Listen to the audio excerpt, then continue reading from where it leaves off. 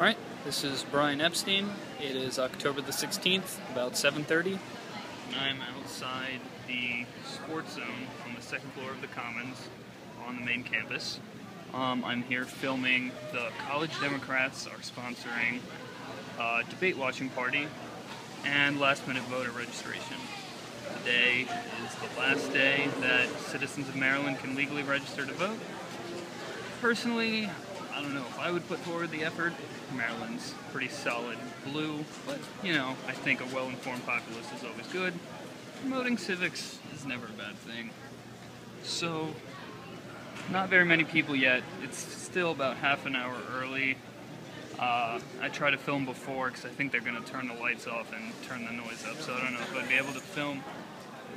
But, yeah, I talked to a couple of the people who were setting it up.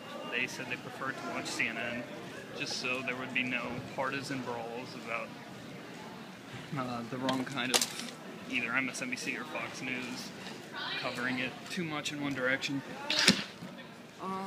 A little bit about the debates, I guess. I think most analysts will agree that Mitt Romney won the first debate pretty handily.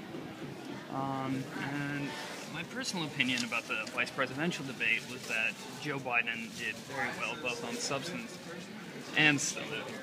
Of course, some people said that his constant laughing reminded them of Al Gore sighing in 2000, but I think that Paul Ryan was both hypocritically confronted on things like asking for stimulus money after he continuously attacks the Obama administration for stimulus spending, and stylistically he was beat. I think he looked very nervous. He kept taking drinks from his glass of water, and I think Biden won pretty handily. I know CNN called it a statistical tie, but I think the sample size in their poll was very small, and most of them are Republicans. The margin of error, I think, was like 5 points or greater. CBS had Biden winning 50 to something in the 30s. So, one major issue that I want to talk about is, do debates really help with substance? Because I'm a political junkie. I watch the debates, and, if a candidate says something, I usually have a pretty good understanding of, is that factually correct? Is it fishy? It's not. I pride myself on that. But even me, when I watch these debates and I look at the behavior of the candidates, I'm sometimes instinctually pulled to just believe whoever's talking the loudest, most confidently, what have you. And, not everyone has the time to read political news like I do. So I feel like that's the major thing they go on. And even if one candidate is better on substance, the candidate that looks the most confident usually ends up being the winner. Most people, the first time the debate was televised,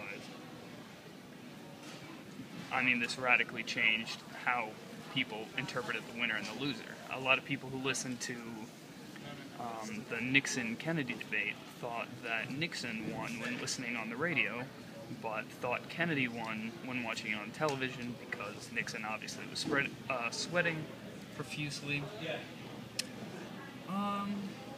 What else? This would be a little bit of a different experience for me, I guess, because the first debate between Barack Obama and Mitt Romney, I was actually in a hospital.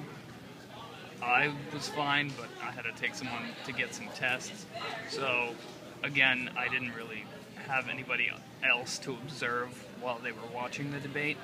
The vice presidential debate I watched with my pre-med friends, who, they're slightly aware, but they're not very into politics, and I could tell that they were much more responsive to Paul Ryan's squirming and looking uncomfortable more than they were to what Joe Biden was actually saying. So that, again, goes to my point of that I think body language plays an important role, if not the most important role, in what candidate is deemed the winner of a debate. So yeah, that's about it.